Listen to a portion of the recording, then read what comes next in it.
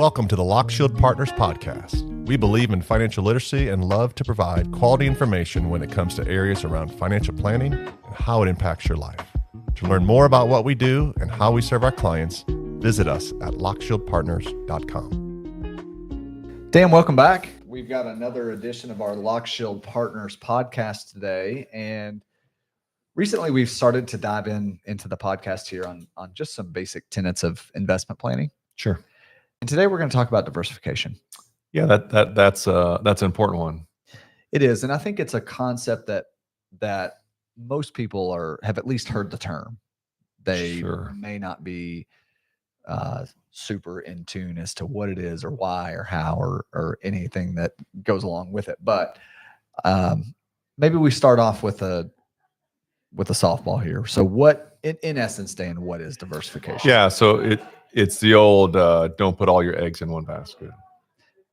If we knew which egg or which stock or which area would do the best, that's what we would pick. We put all in there, but we don't know that. So we use different investments or asset classes. So let's just start with two broad asset classes. There's stocks and there's bonds. And I guess we could use a similar categories of plants and animals. Sure. They're very different. They're both living things. But within those things, they're a lot different. There's a lot of differences. Yeah. So from a diversification point of view, it's good to spread your money out over different asset classes, because in different cycles or different periods, they'll perform differently. So you want to start us with maybe stocks? Sure. Yeah, let's dive into that. So I think this was a good one to start with, because I think when most people think of stocks, they probably tend to think of the S&P 500 or the Dow Jones or the Magnificent Seven or whatever. The old blue chips, the big ones. That's right. But really, we know that there's an entire investment universe that's out there. Sure, there's 10,000 publicly traded stocks in the U.S. alone. Right. That doesn't even, and I think the U.S. is maybe half of the global stock market cap. So, you're talking about another 10,000 plus publicly traded companies that are out there elsewhere. So, on the stock side, there's really a couple different ways that we can diversify. Number one is geographically, U.S. international. Yep. We tend to lean towards U.S. stocks because we live in the United States and it's what we're comfortable with. But we know that the data suggests that it's healthy for a portfolio to add in some international. To have a little international. And the old modern portfolio theory, which says if you diversify, if you have the right diversification, you should actually reduce risk and increase performance at the same time. We would call that an efficient portfolio. We would call that an efficient portfolio. Yeah. The other way that we can break down stocks is by size. Yep. So there's large cap. Apple, Walmart, Google, Amazon, companies that we all heard of. We all buy stuff from. Yep. Who at one point were small cap stocks. Were a small company. Or mid cap stocks. Right. It's just nobody had ever heard of those. That's exactly right. So why don't we just invest in those before we ever have heard of those? If only we knew. If only we knew. Because 100 of the other potential companies don't make it. Right. But you want to have some exposure to that small area. Absolutely. There's some additional volatility with that. Yep.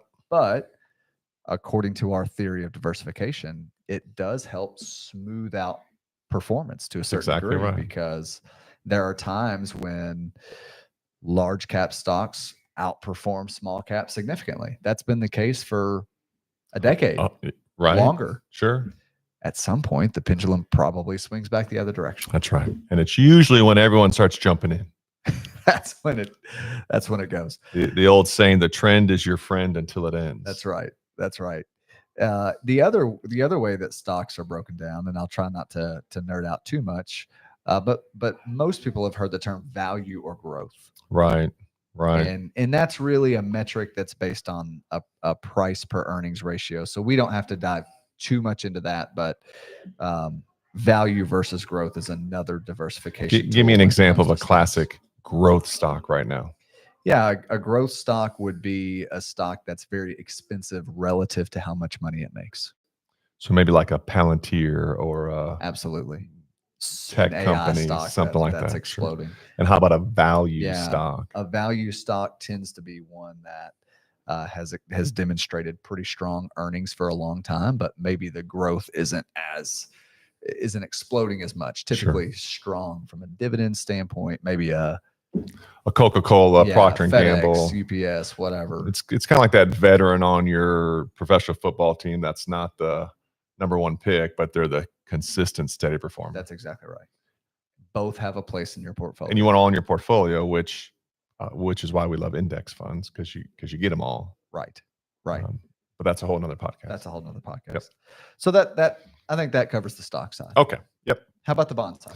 So bonds, that they say, what do they say?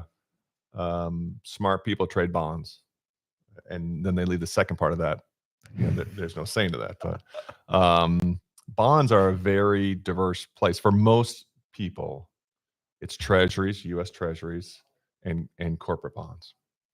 So the whole idea for your average investor, your average retiree who's going to have bonds, is it's really what percentage of my portfolio should be in bonds and what kind of bonds should I have. We are of the belief that our bonds should be safe money.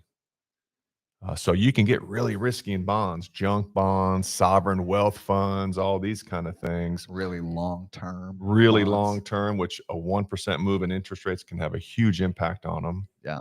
So what we say is, look, we love short-term treasuries. We love short duration funds.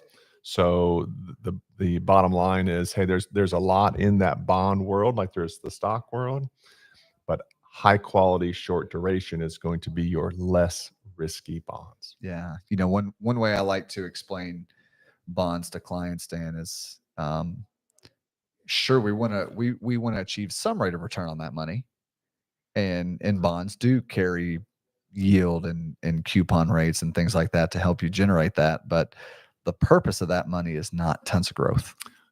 That's your stock money. The purpose of the bond money is we need some less volatile assets to pull from when we know markets are not good, because markets at some time are not good.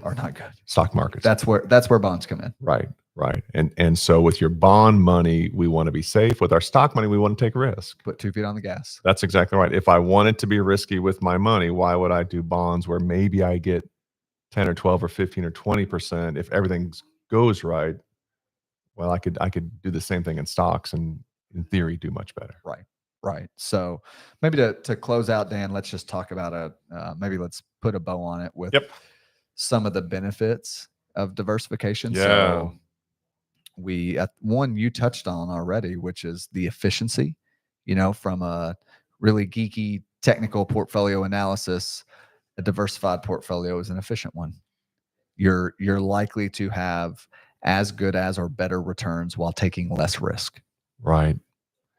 And that leads into the emotional or psychological impact or potential missteps. Right. Where it takes one mistake over a lifetime of investing. It really takes one mistake to unwind decades of disciplined, good choices. It's a scary thought. It's a scary thought. Where we see it really impactful with our clients is when stock markets go down, because bond markets can go down also. But when stock markets go down, where their distributions come from, or being able to buy when things are down and rebalancing or reallocating makes a big difference. Oh, it's the ability to be opportunistic in a bear market. Right. Fantastic. Right. So we have benefits would include efficient portfolio, smooths out returns to a degree, and it just decreases your overall level of risk.